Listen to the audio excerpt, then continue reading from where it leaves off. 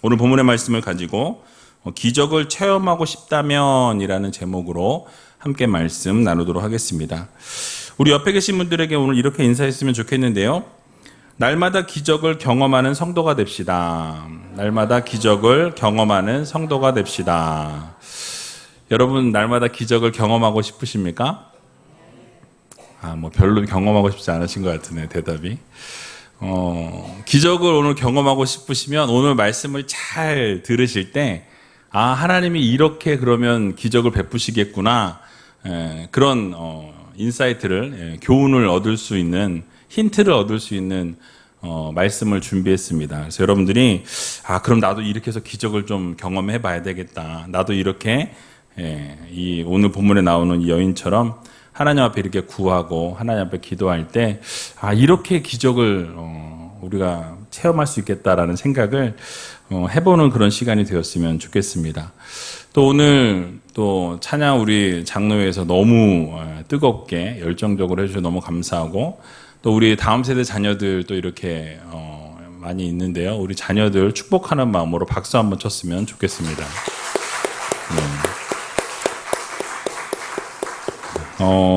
여러분 리딩 지저스 열심히 하고 계시죠? 또 소리가 작군요. 제가 그 신임 임직자 그 카톡방에 들어가 있는데 리딩 지저스 지금 하고 계신 분들 계속 이렇게 완독에 대해서 올라오고 있습니다. 열심히 읽으시는 것으로 알고 있고, 혹시 포기하신 분이 이 자리에 계시다면, 아니면 방송을 듣는 분들 중에 계시다면 다시 시작하셨으면 좋겠어요. 그냥 앞에 거 잊어버리고 지금부터라도 다시 열왕기 하 말씀, 열왕기 하 맞죠? 열왕기 하 말씀인데요. 이번 주 열왕기하가 이제 내일이면 끝나고, 그리고 역대상으로도 들어갑니다. 여러분들 같이 함께 말씀을 좀 읽고 또 듣고 나누고 이렇게 하면서 하나님의 말씀을 조금 더 알아가는 그런 귀한 은혜의 시간이 되었으면 좋겠습니다. 하나님께서 열왕기하 말씀을 통해서 주시는 교훈이 그러면 무엇인지, 특별히 오늘은 이 본문에 나오는 이제 과부가 된 이 여인의 이 모습을 통해서 하나님께서 우리에게 어떠한 교훈을 주시는지 같이 한번 생각해 보았으면 좋겠습니다. 여러분이 잘 아시는 것처럼 이 엘리야는 정말 위대한 선지자였죠. 그리고 그 엘리야의 뒤를 이은 엘리사 역시도 아주 이스라엘의 대단한 선지자였다라는 것을 우리는 성경을 통해서 알게 됩니다. 그래서 엘리사가 사역을 이제 감당하게 되는데요. 자, 그러다 어느 날 이 선지생도의 아내 중에 한 여인이 엘리사를 찾아오게 됩니다. 그 엘리사 앞에 나와서 부르짖었다라고 이렇게 말씀하죠. 자, 무슨 일이 있었는지 열왕기하 4장 1절 말씀을 보니까 이렇게 말씀을 시작합니다. 같이 한번 읽어보도록 하겠습니다. 선지자의 생도의 아내 중에 한 여인이 엘리사에게 부르짖어 가로되, 당신의 종 나의 남편이 이미 죽었는데 당신의 종이 여호와를 경외한 줄은 당신이 아시는 바니이다. 이제 체주가 이르러 나의 두 아이를 취하여 그 종을 삼고자 하나이다. 아멘. 어려운 말이 없으니까 읽으신 그대로 그 내용을 이해하실 수 있을 것 같아요. 어떤 일이 생겼다라고 말씀하죠? 선지자 생도의 아내가 엘리사에게 와서 부르짖은 그 이유를 지금 설명하고 있습니다. 이 선지 생도인 남편이 죽었다라고 이렇게 먼저 이야기하죠. 그런데 이 남편이 그냥 죽은 것만으로도 청천벽력과 같은 이야기가 될 것인데, 그 날벼락이 떨어진 것과 마찬가지일 텐데, 그 남편이 뭘 남겨놨어요? 좀 좋은 걸 남겨놨으면 좋았을 텐데 빚을 남겼다라고 이렇게 설명합니다. 빚을 남기고 죽었는데 이제 그 체주가 그 자신의 두 아들을 이제 종으로 데리고 가려는 상황 가운데 놓이게 되었다라는 사실이에요. 그러니까 남편만 죽은 것만으로도 상당히 충격이 큰 상황인데, 그 상황 가운데서 이 남편이 죽게 되자 빚이 있었다라는 것을 알게 되었고, 그 빚을 갚을 수 없게 되자 어떻게 되어집니까? 두 아들이 이제는 종으로 잡혀가게 될 상황에 놓이게 되었다라는 것을 우리들에게 이야기해 주고 있습니다. 자, 그 당시 율법에 의하면 채무자가 빚을 갚지 못할 경우에 그 채무자나 또는 그의 자녀를 이 6년이라는 시간 동안 종을 삼을 수 있다라고 율법에 기록이 되어져 있습니다. 그래서 채주가 빚을 지고 이 죽은 선지 생도의 두 아들을 이 종으로 삼으려고 한다라는 것을 우리가 보면 참 안타깝다, 불쌍하다, 가혹한 일이 아니냐라고 생각할 수 있지만 그 당시의 법으로 볼 때 법적으로는 아무런 문제가 없는 그런 상황이었다라는 것이죠. 그게 바로 그 당시의 풍습이었고 그 당시의 문화였다라는 거예요. 정당한 일이었다라는 사실입니다. 그럼에도 불구하고 이 죽은 선지 생도의 부인의 가정은 큰 위기를 만났다라고 우리는 생각할 수 있습니다. 이 아내의 입장에서 보면 이 남편이 없는 것도 엄청난 충격이고 엄청난 고통인데 거기다 설상가상으로 두 아들마저 종으로 끌려가게 되었다라고 여러분 상상해 보십시오. 하늘이 무너지는 것 같은 그런 상황에 지금 이 어머니는 놓여 있다라는 것이에요. 절망감에 빠져 있는 상황입니다. 그러니까 여러분 잘 생각해 보세요. 이 선지생도라고 하면 어떤 사람입니까? 하나님의 사역을 감당하겠다라고 자신의 삶을 하나님께 드리기로 작정한 사람이었어요. 그러니까 사역을 감당하고자 하는 이런 가난한 선지생도에게 좋은 일이 있어야 함에도 불구하고 좋은 일이 아니라 세상이 무너질 것 같은 그런 일이 이 가정에 발생하게 되었다라는 말씀이. 여러분들은 이 상황을 보시면서 무엇을 느끼십니까? 아니, 어떻게 하나님의 사역을 감당하는 이런 가정에 이 종의 집에 이렇게 어려움을 주실 수 있을까? 어떻게 하나님이 그렇게 매정한 하나님이신가? 그렇게 어려운 상황에 남편도 가셨는데 이 두 자녀까지 빼앗길 상황에 놓이게 되었다면 여러분들이 그 어머니의 입장이었다면 여러분 과연 어떠한 마음으로 이 세상을 살아갈 수 있겠습니까? 여러분 선지생도는 말씀드린 것처럼 하나님을 위해 헌신한 사람입니다. 오늘날로 말하면 이 교육전도사 정도 이제 앞으로 목회를 감당할 그 사역을 감당하려고 선지 학교에 들어가 있는 거기서 지금 배우고 있는 상황이다라고 우리는 볼 수 있어요. 이 선지생도는 또 무엇을 했는지 어떻게 했는지 빚을 진 상황이었습니다. 이것으로 추측해 볼 수 있는 것은 상당히 궁핍한 상황이었다. 상당히 어려운 그런 가정이었다라는 것도 우리는 알 수가 있는 것이죠. 또 젊은 나이에 아내와 두 아이만 남겨두고 죽었습니다. 그래서 이제 이 두 아이는 채주의 집에 종으로 팔려갈 수밖에 없는, 끌려갈 수밖에 없는 그런 처지가 되었다라는 것이죠. 그러니까 하나님을 위해서 헌신하고 하나님을 위해서 살겠노라고 인생을 하나님 앞에 드렸는데 졸지에 죽게 되었을 뿐만 아니라 그가 남겨둔 이 자녀들과 이 아내는 극심한 역경을 만나게 되었다라는 거예요. 그러니까 여러분 이런 상황을 보면서 하나님을 믿고 따르는 성도들에게는 참으로 받아들이기가 어려운 힘든 여러분 그런 난감한 내용이라고 우리는 받아들일 수밖에 없는 거죠. 이것을 여러분들에게 한번 대입을 한번 해보세요. 뭐 그런 일이 당연히 있어서는 안 되겠지만 과연 이런 일이 나의 삶에 일어난다면 우리의 가정에 이런 일이 발생한다면 과연 여러분 어떻게 이 일들에 대처하시겠습니까? 우리가 일반적으로 생각할 때 하나님의 종이 하나님을 위해서 헌신하고 하나님을 위해서 열심과 열정으로 최선을 다했는데 그렇게 섬겼는데 하나님이 그 가정을 책임져 주시는 게 맞는 거 아닙니까? 하나님을 위해서 열심과 열정을 냈고 모든 것을 하나님에게 드리기로 작정하고 그렇게 살기로 결단하고 그렇게 살았는데 책임을 져주셔야 하는 것이 마땅한 것이 아닌가라는 생각이 우리의 생각이라는 거예요.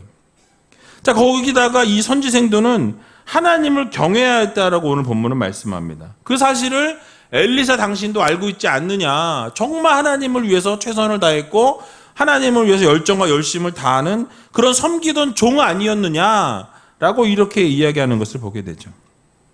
그런데 왜 하나님께서 이런 하나님의 사역을 감당하는 이 종의 가정에 이런 일이 생기도록 그냥 내버려 두셨냐는 사실이에요. 그러니까 우리는 흔히 생각하기를 우리가 하나님을 잘 섬기고 잘 믿고 헌신하면 하나님께서 우리의 인생을 책임져 주시고 우리의 앞길은 만사 형통이요 또 우리의 앞길은 시온의 대로와 같이 열려질 거라고 생각한다라는 거예요. 그러니까 하나님을 믿고 따르기만 하면 고생 끝, 행복 시작이라고 이렇게 생각한다라는 사실이죠. 그래서 우리가 전도할 때 뭐라고 이야기합니까? 예수 믿으면 복을 받게 된다라고 우리가 전하게 되죠. 천국에서 영생을 누릴 수 있다라고 이야기하게 되는 것입니다. 그런데 현실을 마주하게 될 때 어떠냐라는 거예요. 오히려 예수를 믿었는데 핍박이 찾아오는 경우가 있더라는 거예요. 힘든 일이 우리 앞을 가로막는 경우가 있더라는 것입니다. 하나님을 진실하게 믿었는데 경제적인 사정이 나아지지 않더라는 거예요. 고생만 하다가 일찍 세상을 떠나는 사람들이 있더라는 것이죠. 하나님을 믿기 전보다 더 어려움에 봉착하는 일들이 우리 앞에 발생하게 되더라는 사실이에요. 여러분, 이럴 때 처음 신앙생활을 시작하는 분들은 이 회의를 갖게 돼요. 회의감을 느끼게 되고요. 결국은 믿음을 저버리고 믿음을 떠나게 되는 경우가 있습니다. 내가 하나님을 믿었는데 나아지지 않았고 오히려 더 안 좋아졌다. 오히려 하나님을 믿었기 때문에 예수라는 신을 믿었기 때문에 우리 가정에 이렇게 문제가 생겼다라고 생각하고 그렇게 옆에 주변에 있는 분이 말하면서 교회를 등지게 되는 일들이 발생하는 것을 보았다라는 거예요. 자, 여러분들의 경우는 어떠십니까? 만약 여러분들의 신앙생활 가운데 이런 날벼락과 같은 일이 생긴다면 여러분 어떻게 반응하시겠냐라는 거예요. 여러분, 우리는 알아야 합니다. 때로는 우리가 열심히 신앙생활을 하면서도 이해할 수 없는 환난과 역경을 우리가 만날 수 있다라는 사실이에요. 왜냐하면 하나님께서 우리와 함께 하실 때 어떠한 역경과 어떠한 시험거리가 없는 그런 삶을 살게 될 것이라고 말씀하신 적이 없다라는 거예요. 또 우리를 부르신 것을 생각해 보면 우리로 하여금 호의호식하고 영광을 누리면서 살라고 우리를 부르신 것도 아니라는 것이죠. 하나님께서 우리를 부르신 궁극적인 이유는 우리를 통해서 하나님이 영광 받으시고 여러분을 통해서 찬양 받으시려고 우리를 부르셨다라는 거예요. 이 땅에서의 섬김으로 인해서 수고와 슬픔을 우리가 당할지라도 장차 이 세상에서 우리가 누리는 것과는 비교할 수 없는 천국의 영광을 누리도록 하기 위해서라는 말씀이. 그러니까 여기 이 땅 가운데서는 우리가 어려움을 당할 수 있으나 힘든 일들을 당할 수 있으나 장차 여러분들에게 주어질 영광과는 좋게 비교할 수 없다라고 성경은 말씀하고 있는 것입니다. 또한 세상 권세자인 사단의 시기로 말미암아서 뜻하지 않는 이런 시련이 하나님의 백성에게 찾아올 수 있어요. 그래서 여러분 욥을 보게 되면 그런 일들이 일어나지 않았습니까? 성경은 이런 신뢰를 통해서 하나님을 신실하게 믿었던 의인들도 이 세상을 살아가면서 고난을 당할 수 있고 환난을 당할 수 있고 어려움을 당할 수 있다라는 것을 우리들에게 말씀해주고 교훈해주고 있는 것이죠. 자, 그러므로 우리가 이 세상 살아가면서 하나님을 믿기 때문에 어떤 역경이나 고난도 찾아오지 않을 것이라는 생각은 버려야 한다라는 거예요. 우리 하나님을 믿고 하나님의 보호하심과 인도 아래에 있는 것은 맞아요. 근데 때로는 이해할 수 없는 역경이 찾아오고 때로는 우리가 견딜 수 없는 환난이 찾아오는 때가 있더라라는 것을 인정해야 합니다. 그런 어려움과 고난을 통과하면서 결국 하나님을 더 의지하게 되고 하나님을 더 바라보게 되고 하나님을 더욱더 신실하게 바라보며 살아가게 될 때에 결국 이 고난과 역경과 어려움이 시험거리가 아니라 하나님과 더 가까워지는 계기가 되고 통로가 되어진다는 거예요. 결국 은혜를 체험하는 것은 가시를 통해서 고난과 역경을 통해서 하나님께 더 나아가게 되고 은혜를 충만히 누리게 되는 이 축복의 통로가 되어진다는 사실을 여러분들 모두 믿으시기 바랍니다. 그래서 여러분 우리가 이 세상 살아가면서 때로는 고난을 당하지만 어려움을 당하지만 환난을 받지만은 그 고난과 환난을 통해서 어떻게 되어집니까? 우리가 깎여지고 다듬어지면서 하나님이 쓰시기 편한 도구로 변화되어져 간다라는 것을 우리는 반드시 기억해야 할 것입니다. 그러므로 사랑하는 우리제일교회 성도 여러분, 여러분들이 앞에 생각하지 못한 어려움이 찾아오고 고난이 찾아오고 견딜 수 없는 일들을 마주하게 될 때 우리는 그 고난과 고통에 대해서 불평과 원망을 하며 살아가는 우리가 아니라 그 고난의 의미를 다시 한번 되새겨볼 수 있는 믿음의 성도님들이 다 되시기 바랍니다. 결국 고난 속에서 하나님이 허락해 주시는 은혜가 무엇인지를 우리는 깨달아 알아야 한다는 거예요. 하나님이 우리에게 고난을 주실 때에는 그 고난을 통해서 우리에게 말씀하시고자 하는 것이 있다라는 거죠. 이 환난을 통해서 하나님이 깨닫게 하시기 원하시는 그런 내용이 있다라는 거예요. 하나님이 그것을 통해서 하나님이 더 하나님 앞에 나오길 원하시고 하나님 앞에 부르짖길 원하시고 하나님 앞에 간구하기 원하시고 하나님이 대화하기 원하신다라는 거예요. 그 고통 때문에 하나님 앞에 나아가게 되고 그 환난 때문에 그 핍박 때문에 하나님을 찾게 되고 결국은 하나님을 찾았더니 하나님께서 놀라운 은혜를 주셔서 이제는 그러한 고난이 와도 그런 환난이 와도 그것을 견딜 수 있을 만한 믿음이 생기게 되어진다라는 사실을 여러분들 모두 믿으시기 바랍니다.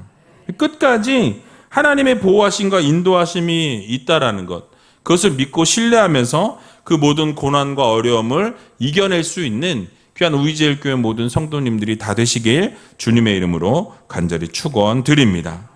자, 결국 이런 상황 가운데에서 선지생도의 아내가 기적을 맛보게 됩니다.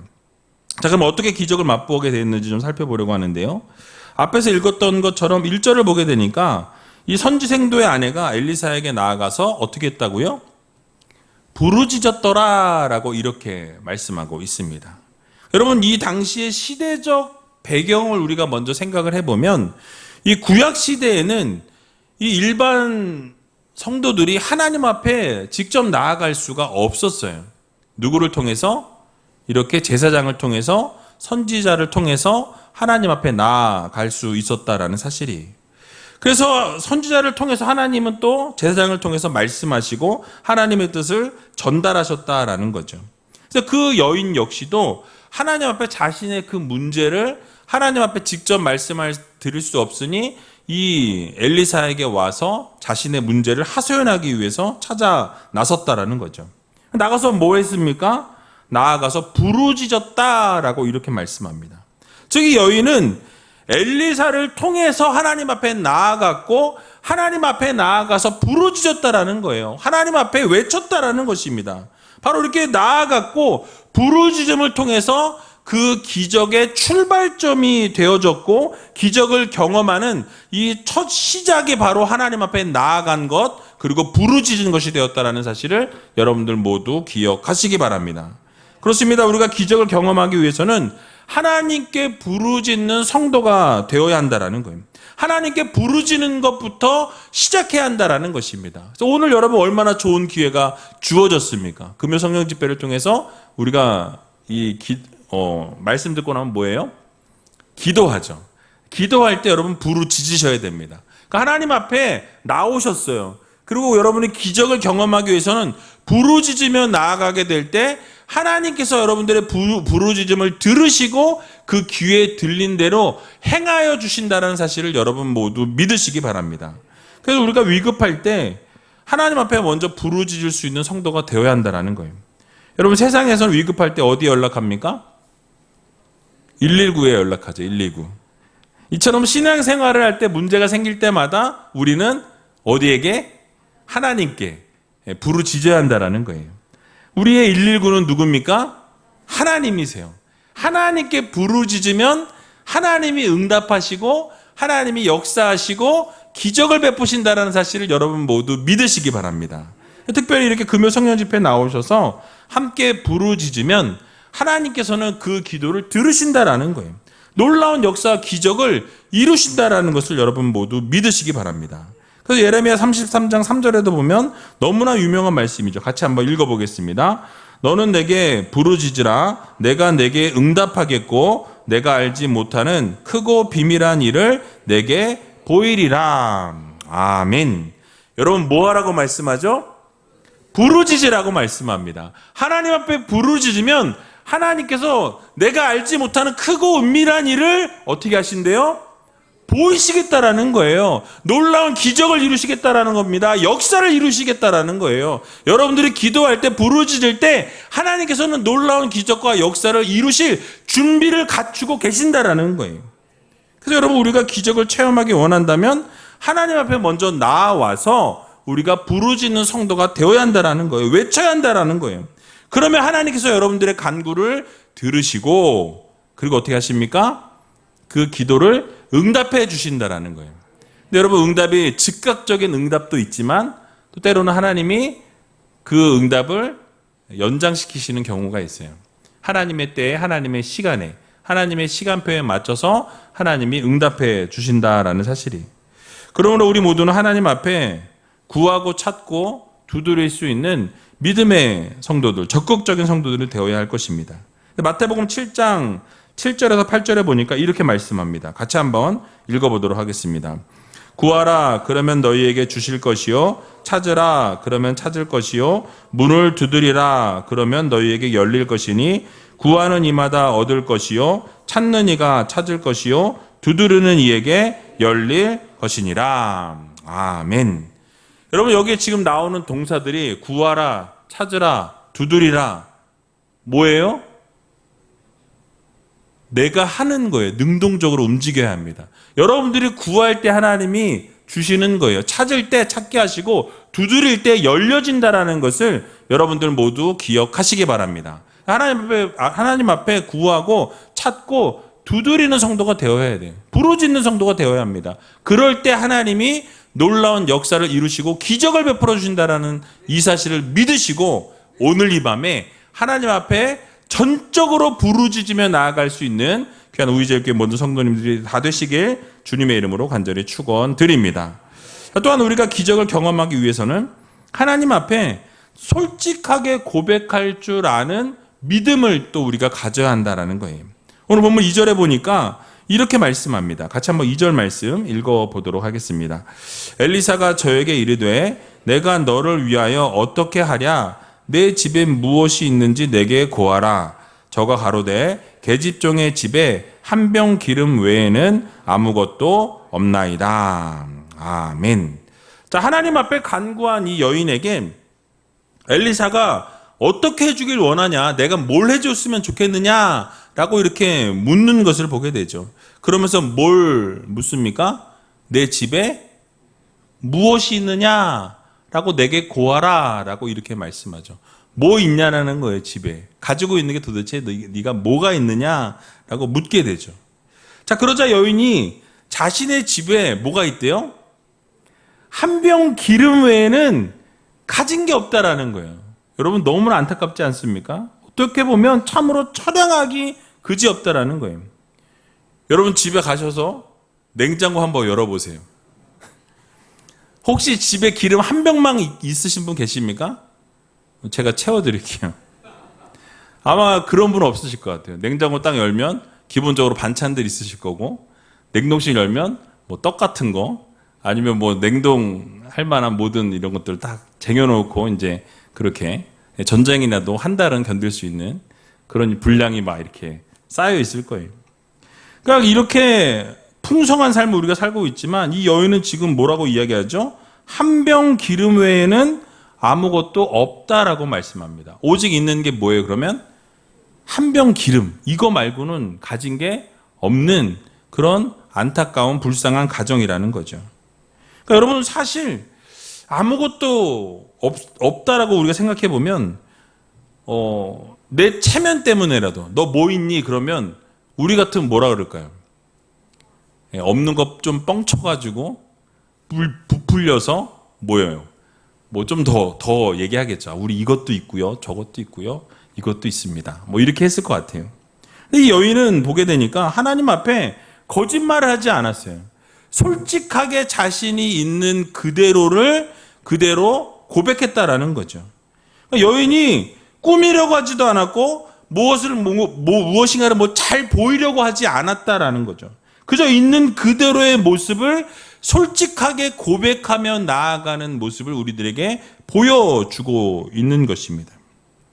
자, 여러분, 우리의 모습은 어떠합니까? 여러분들의 모습은 어떠합니까? 때로는 하나님 앞에 기도하고 하나님 앞에 부르짖으면서도 우리가 솔직하게 하나님 앞에 말씀드리지 못할 때가 있더라는 거예요. 근데 하나님이 원하시는 것은 무엇이냐면 오늘 이 밤에 우리가 하나님 앞에 기도할 때 우리에 있는 그대로의 모습을 솔직하게 드러내기를 하나님이 원하신다라는 것을 여러분들 모두 기억하시기 바랍니다.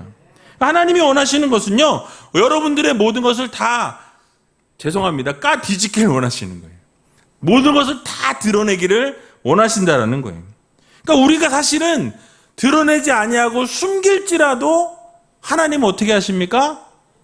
우리를 다 아시는 하나님이세요. 이미 여러분을 모든 속속들이 우리가 모르는 것조차도 하나님은 아시는 하나님이시다라는 거죠. 그래서 우리 하나님 앞에서 숨길 이유가 있습니까? 없습니까? 없다라는 거예요. 이미 다 아시는 하나님이시기 때문에. 그러나 하나님은 원하시는 것은 우리의 입술로 고백하기 원하시고 우리가 솔직하게 우리의 마음과 우리의 생각과 우리의 형편과 처지를 하나님 앞에 올려드리기를 하나님은 원하신다라는 거예요. 그래서 히브리서 4장 13절에 보니까 이렇게 말씀하고 있습니다. 같이 한번 읽어보겠습니다. 지으신 것이 하나라도 그 앞에 나타나지 않음이 없고 오직 만물이 우리를 상관하시는 자의 눈앞에 벌거벗은 것 같이 드러나느니라. 아멘. 여러분 뭐래요? 하나님 앞에서 벌거벗은 것처럼 모든 게 다 드러나게 되어 있다라고 말씀하고 있습니다. 그러므로 우리 모두가 하나님 앞에서 기적을 경험하기 원한다면 여러분도 하나님 앞에서 솔직하게 모든 것을 다 드러낼 수 있는 믿음의 성도님들이 다 되시기 바랍니다. 그래서 우리의 약함을 드러내시고 우리의 없음도 드러내시고 우리의 부족함도 드러내시고 아무것도 아닌 상황일지라도 그 모든 것조차도 하나님 앞에 드러냄을 통하여서 하나님께서 우리의 그 말을 들으시고 하나님께서 놀라운 역사와 기적을 베풀어 준다는 사실을 믿으시고 오늘 이 시간 함께 기도할 때 숨김없이 하나님 앞에 아뢰고 부르짖을 수 있는 귀한 우이제일교회 모든 성도님들이 다 되시길 주님의 이름으로 간절히 축원드립니다. 마지막으로 우리가 기적을 체험하기 원한다면 하나님 말씀에 순종하는 성도들이 되어야 한다라는 거예요. 그러니까 여러분들이 정말 기적을 체험하기 원하신다면 하나님이 무엇을 말씀하시든지 내 생각과 내 이성과 내 판단으로 합리적인 사고로는 이해할 수 없으나 하나님이 말씀하시면 그 말씀대로 순종할 줄 아는 믿음의 성도님들이 다 되어져야 한다라는 거예요. 오늘 본문 3절과 4절에 보니까 이렇게 말씀합니다. 같이 한번 읽어보겠습니다. 가로되 너는 밖에 나가서 모든 이웃에게 그릇을 빌라 빈 그릇을 빌되 조금 빌지 말고 너는 내 두 아들과 함께 들어가서 문을 닫고 그 모든 그릇에 기름을 부어서 차는 대로 옮겨 놓으라. 아멘. 자, 엘리사는 기름 한 병밖에 없다라는 이 여인의 고백을 듣고 뭘 명령하죠? 밖에 나가서 모든 이웃으로 더불어서 뭘 빌려와라? 그릇을 빌려와라. 그러니까 주변에 있는 모든 이웃들의 그릇을 다 빌려오라는 거예요. 어떤 그릇이 어떻게 있었는지는 설명하고 있지 않기 때문에 잘 모르겠지만 모든 그릇을 빌려오라고 이야기할 때 이 여인은 어떻게 했습니까? 그 말씀 그대로 나아가서 순종했다라는 거예요. 조금 빌려오지 말고 많이 빌려오라는 거예요. 두 아들과 함께 들어가서 그리고 문을 닫고 그 그릇들에게 다 기름을 부으라고 이야기하죠. 그리고 차는 대로 다 옮겨 놓으라고 이야기합니다. 자, 여러분 생각해 보세요. 합리적으로 생각할 때 이게 만약에 기름이라고 생각해 보세요. 한 병에 기름밖에 없습니다. 근데 이거를 여기다 이제 이렇게 부어요. 계속 부으면 안 되겠지만 부으면 어떻게 됩니까? 넘치겠죠. 근데 이게 어떻게 됐어요? 양이 줄었죠. 합리적으로 생각하면 그게 정상이라는 거예요.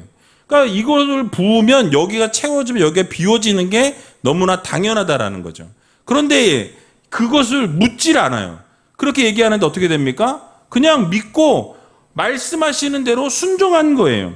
그러니까 엘리사가 처음에 그릇을 빌려오라고 할 때 여인의 어떤 생각이 들었을까? 왜 그릇을 빌려오라는 거지? 뭐 때문에 그릇을 빌려오라는 거지? 그것도 왜 이웃에게 창피하게 이웃 주변에 가서 그릇 좀 빌려주세요. 그릇 좀 빌려주세요. 왜요? 글쎄요, 나도 모르겠어요. 상황을 모르는 거예요. 근데 묻지 않습니다. 그냥 그 명령을 그대로 따랐다라는 거예요. 순종했다라는 것입니다. 그 모든 이웃에게 빌려오라고 하셨을까? 뭐 때문에 이렇게 말씀하셨을까? 왜 이런 말씀하셨을까? 또 붙는 대로 차면 옮겨 넣으라고 하셨는데 그게 정말 찰까? 이런 의심하지 않았다라는 거예요. 그냥 말씀하시니 그 말씀 그대로 순종했다라는 것이죠.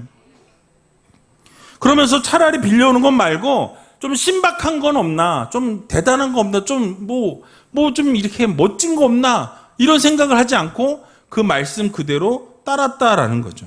어떤 질문도 하지 아니하고 명령을 듣자마자 빈 그릇을 가지러 이웃에게 가서 다 빌려왔다라는 거예요. 그러니까 명령이 이상하든지 말이 안 되는 명령이든지 이해가 안 되든지 무조건 순종했다라는 거죠. 여러분, 이것이 바로 기적을 경험할 수 있는 유일한 길이라는 거예요. 명령을 따라서 모든 준비를 마치게 되었을 때에 이제 문을 닫고 그릇에 기름을 붓기 시작하니까 그 기름이 어떻게 되었습니까? 그릇에 모든 그릇이 다 찰 때까지 계속해서 기름이 나왔고 모든 그릇에 다 차고 난 이후에 어떻게 됩니까? 그 기름이 그쳤더라라고 성경은 말씀하고 있어요. 그러니까 여러분, 모든 그릇에 다 차고 난 이후에야 기름이 그치게 되는 놀라운 기적을 맛보게 되었다라는 거예요. 그 기적의 중심에 무엇이 있습니까? 바로 이 여인이 순종했기 때문에 거기에 토를 달거나 왜 그래야 합니까? 뭐 때문에 이래야 합니까? 뭐 때문에 저래야 합니까? 이런 것들을 이야기하지 않았어요. 묻지 않았습니다. 그저 말씀하시니 그냥 그 말씀대로 순종할 때 기적을 경험했다라는 사실을 여러분들 모두 기억하시기 바랍니다. 그러니까 여러분, 상식적으로는 말이 안 되는 일이 일어났어요. 우리의 생각으로는 말이 안 되는 일을 명령하실지라도 그 명령하시면 우리가 그 말씀을 듣고 그 말씀하시면 우리가 그대로 순종할 때 기적이 일어나게 된다라는 거예요. 오늘 만약에 여러분들이 하나님 앞에 부르짖고 하나님 앞에 온전히 모든 것을 솔직하게 고백하고 하나님이 그러면 그 말씀을 들으신 다음에 혹시 여러분들에게 음성을 주시거나 마음을 주시거나 어떠한 행동을 하라고 말씀하시면 여러분 그 말씀대로 순종할 줄 아는 믿음의 성도님들이 다 되시기 바랍니다. 그래서 즉시로 따르게 될 때 채우시는 하나님을 경험하게 되는 거예요. 우리가 믿음으로 반응하게 되면 하나님은 움직이시고 하나님은 일하시는 하나님이십니다. 하나님이 일하실 때 놀라운 역사와 기적이 우리의 삶에 이루어지게 된다는 것을 여러분들 모두 믿으시기 바랍니다. 하나님의 명령에 순종하기만 하면 이해가 되지 않을지라도 하나님은 일하신다라는 거예요. 놀랍게 채우시고 부으시는 하나님이시라는 것을 여러분들 모두 기억하시고 오늘 이 밤에 정말 기적을 체험하기 원하신다면 하나님 앞에 이미 나오셨으니 이제 부르짖으시고 여러분들의 모든 모습을 솔직히 다 고백하시고 인정하시고 그리고 하나님 앞에 하나님의 말씀하시는 것마다 순종하셔서 정말 오늘 하루, 오늘 이 밤에 기적을 꼭 경험하고 돌아갈 수 있는 귀한 우이제일교회 모든 성도님들이 다 되시길 주님의 이름으로 간절히 축원드립니다.